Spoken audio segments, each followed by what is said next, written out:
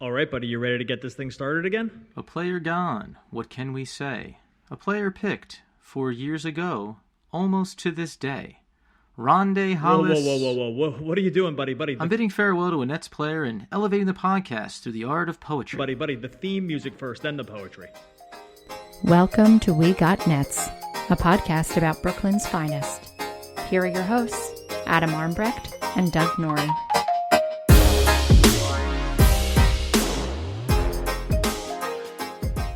Welcome back to the We Got Nets podcast, episode 2. I'm Doug Norrie. That is Adam Armbrecht.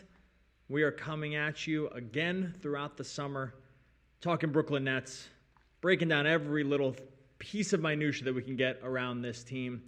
Buddy, does the NBA ever stop? Quick question, before we even get started here. Does the NBA ever even stop? The finals don't even end. And then they do end, and then there's just the news cycle just ramps back up into the AD news, which we'll get into in a second here, and actually how that does maybe affect Brooklyn. But are we in a situation where there's just never, there's going to be a lot of negatives here, but never not anything to talk about when it comes to Brooklyn and when it comes to the NBA? I feel like we're just going to have content for days when it comes to the podcast. Yeah, it's almost funny. It's funny too because the year that Toronto wins, I feel like in the last handful of years, NBA has kind of taken on that NFL model where the news cycle never stops. So, of course, though, the year that Toronto gets their first title ever is also the year when it was, like you said, the very next day, it was like, oh, by the way, there's news for next season. You can go ahead and forget about what happened, 2 days ago.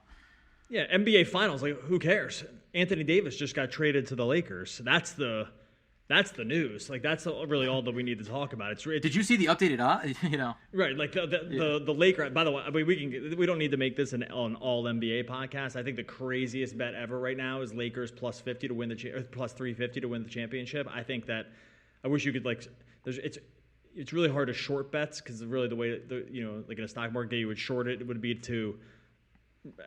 You can't actually short a bet. You need to then just try to find skewed odds in the other places. It seems completely nuts to me, some of the odds around the Lakers. But what were your initial? We don't need to get too far down into this. Initial thoughts about this AD trade? Do you think it has any effect on the Nets at all? Do you think that it kind of evens out the free agent landscape? You don't need to give it maybe a Brooklyn-themed take on this necessarily, but quick thoughts on the AD to the Lakers. We can talk about Conley a little bit to the Jazz. That happened today too. Thoughts on just general free agency. So, free agency / trades is really the trading season right now. Yeah, I mean, and the Nets weren't in the market. I'm not gonna keep it too Brooklyn focused, but they AD to the Lakers. I mean, I guess from the broad stroke of it, it's that the Lakers managed to be a total dumpster fire last season and, have certainly righted their ship. I don't think they've righted themselves to, like you said, plus 350 to win the championship, but it puts power out there. And we talked about it last podcast about the injuries on Golden State and, the West opened up again. And, same thing. Conley's gone now, like you said, to the Jazz. So some players are moving around and, it'll be interesting to see, but I think there's still a long way to go in this free agency season. So you really got to figure out where other players are landing before you kind of determine, who has the best chance now to storm for the title coming up in this next season. And one thing that's very clear already is that the West is just continuing to improve. They just took two of the better players in the West. I mean, AD is a top 5 player in the whole NBA when he's playing well, and Conley is a top 25-ish, maybe a little longer than that player. Took those guys off unobjectively bad teams and then moved them to better teams. And so the consolidation of just overall superstar talent continues to happen. I also am getting starting to wonder if this multiple star model is ever going to really work outside of Golden State. It seems like all these stars hate each other after they spend more than 10 minutes with each other. So I don't know where that's going to end up going when it comes to I think everyone thinks they think the grass is greener on the other side, and then they get around other players that are good, and then they just end up hating each other's guts. So I'm not exactly sure how this is going to end up happening. NBA players just in general seem to be pretty unhappy guys. But, you mentioned that Brooklyn wasn't... Little tip of the hat to CP3. Well, yeah, that was the other one. That's kind of hashtag fake news. I think that he and Harden don't get along because Daryl Morey came out and sort of said, I don't know where this is coming from. This is just a made-up lie. So who knows what the actual truth is about where these guys want to end up. But yeah, that was kind of a subtweet to Chris Paul, sort of, without mentioning him without mentioning him. Yeah. But you mentioned how the Brooklyn wasn't in the market for a guy like Conley for sure. Really wasn't ever in the market for a guy like AD. Did not have the pieces. They were never going to match that the haul they got from the Lakers, which is gonna. There's a chance. It's funny. One thing that did come up this past week was, and the Nets did come up a lot in this trade because there was a lot of comparisons around the AD trade in what the Lakers gave up to back with the infamous Celtics trade with the Nets a few seasons ago, or many seasons ago at this point. Yes. That ended up, many people thought, sort of submarining a franchise. It's kind of funny where everyone has landed now, because the Brooklyn does seem a little bit better positioned, at least in terms of vibes and maybe just in terms of cap space as well. But people did compare that trade, those two trades. They're different, I think, but in terms of the overall just haul, did you get that feeling when, you've been a long-time Nets fan, did you get that feeling seeing what the Lakers were sending over? Yeah. And kind of get like that PTSD feeling of, oh God, like, I remember doing this before Prokhorov came around, and then it didn't really work out. Did you get that same vibe? The big difference there, I think, is that even in the trade that the Nets made with Boston, that was for two players that were on the back end of their careers. Now you're talking about they sent a lot of assets to get a guy in his prime, a guy like you just said. AD's a top 5 player when he's on the court and when he's healthy, so that's a big difference. Paul Pierce and Kevin Garnett were not in their primes when they came to New Jersey. Or Brooklyn at the time. But beyond that, what's interesting, though, is I think if you look at the Boston trade, on the back end of that, they got this haul of assets. They have some of those young players. You can see them on their roster now. But their best chances to make additional runs actually ended up coming through. They said, okay, we'll bring in Al Horford for a few years. They tried to go with Kyrie the last 2 seasons. So, and we talked about this the last podcast where, everyone's chances to win the championship are, it's all or nothing. So if you look over that length of time, the Nets have righted themselves, so it's easier to make this comment now, but they're in the same position. They didn't win any championships after they made the trade in Boston or in Brooklyn, so it's relatively a wash. And now currently, and we'll get into Al Horford a little bit as well, but Boston seeing some pieces walk, and now they're back looking at kind of that core nucleus plus Gordon Hayward, which they used some of those assets to acquire as well. And they're kind of in this bit of a murky area now too, where, like you said, the balance of power shifting again more heavily to the West. All of a sudden in the East, there's a lot of teams that are kind of dropping down the totem pole a little bit, at least early in free agency. And when the bar for success, quote unquote, is going to be, did I win a championship or not? You're just going to have 29 teams every single year that it's going to end up being a failure for. So it's like, it is an insanely high bar to where you set yourself as to saying, oh, did this work or did it not? Right? Like if we're talking about the Nets and the Celtics trade, well, did it work for the Celtics? I mean, kind of. They got Kyrie Irving and Jason Tatum and Jaylen Brown, and I know these aren't all 1-for-1 from that trade, and Gordon Hayward, and that guy just suffers a catastrophic injury in the first 15 seconds that he's playing for the Celtics, and there's nothing you can really do about that. That's just straight up bad luck. But yeah, when the bar is set at a championship, you're just going to be disappointed more often than not, and that's a tough place to be. Now, again, it doesn't seem like, and you make a good point. The Brooklyn, what does Brooklyn have to show for it? Karis LeVert and some cap space. Like they've done a good job. They've done a good job righting the ship out of this complete disaster that they were in. And have they gotten anywhere yet? Well, not really. And so it's always going to be a very difficult conversation to have about what is success in the NBA these days. In some ways, I got to be honest with you, in some ways, having covered this league for a long time now, success is just kind of being in the conversation for some, because like the worst thing you can be is irrelevant, right? Like right now, if you're the Magic, right? There's a reason we didn't start the We Got Magic podcast.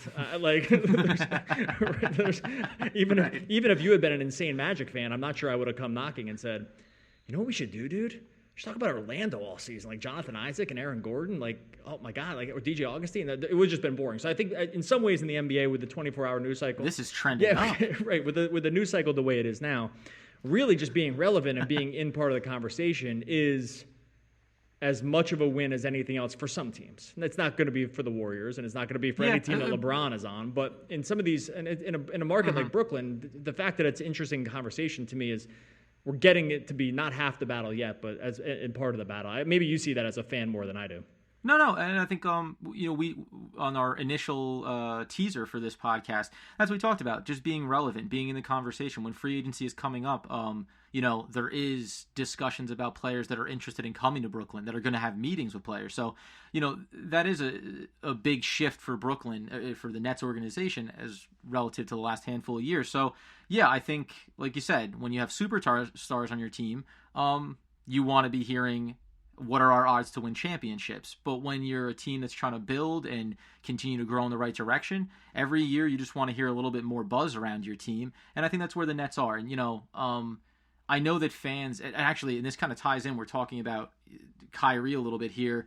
I've been seeing so much split between the fan base in terms of people that want D'Angelo Russell to be back, people that want Kyrie to get signed. Now, they're not, going apples for apples in terms of those players, but it's interesting to see where fans are. And I think that that's also relative to when a buzz starts happening around your team, all of a sudden you start getting a little bit more bullish about what your team is, including overvaluing what your team is. I'm a massive Nets fan, but I'm not going to sit here and say, as I did in the opening, that losing Rondae Hollis-Jefferson to, free agency, oh no, he's a guy that you drafted and was Johnny Hustle for you for 4 years, but everybody knows that he's not even on a bench on most teams. So that's a really interesting dynamic to see shift, not just with teams around the league and how they get talked about, but then also fan bases and how they look at their teams.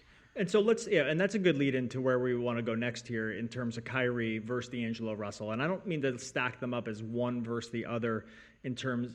I mean, in some ways, they've been. If you're in Nets land, they have sort of been stacked against each other now. If you're on,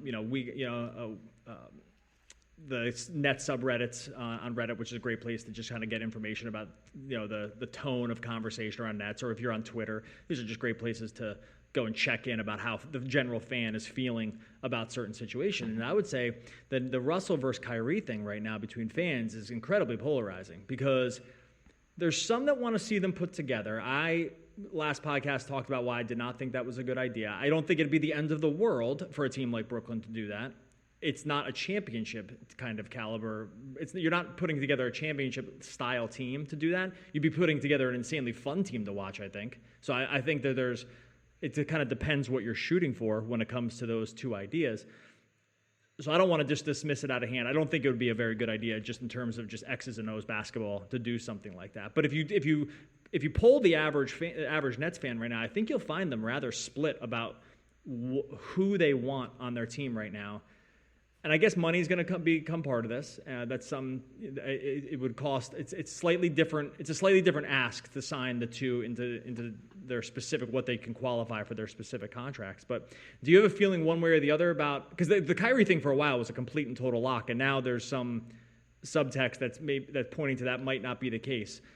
Do you have a feeling one way or the other where you'd rather go? Let's get away from the we pair them together piece, because I just don't think that that's going to happen almost no matter what anyway. I think we are going to be in a situation where I think the Nets front office right now is trying to decide about what is the better path to go between one of the two, and I don't think the conversation includes both of them together, if I'm just guessing. So do you kind of have a feeling? We can talk about some of their stats and sort of what their paths toward superstardom have been or are right now, but do you have a feeling one way or the other on the Kyrie versus Russell sort of, I was going to say sweepstakes, but really just kind of discussion at this point? Yeah. No, it's weird. I think I'm always, you feel compelled to trend towards the guy that you've been watching.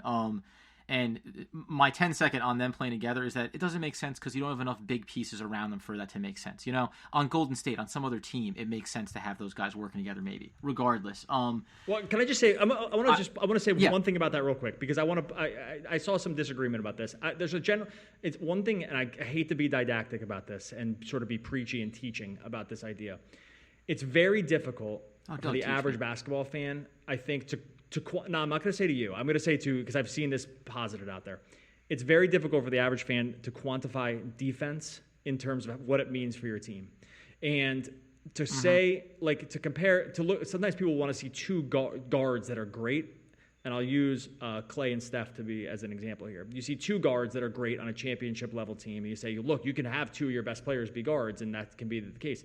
That works when one of those guys is Klay Thompson and can guard anyone from Kawhi on down, right? Like he can guard Kawhi Leonard, and he can also guard James Harden. And by the way, he does guard them when they play. They guarded Iggy with Clay a little bit, but they stuck him on Kawhi a little bit at the beginning of the series when he was healthier. And he guards Harden when they play the Rockets. And he's a phenomenal defender. And neither D'Angelo Russell, no one is accusing D'Angelo Russell or Kyrie Irving of being great defenders. So I want to be very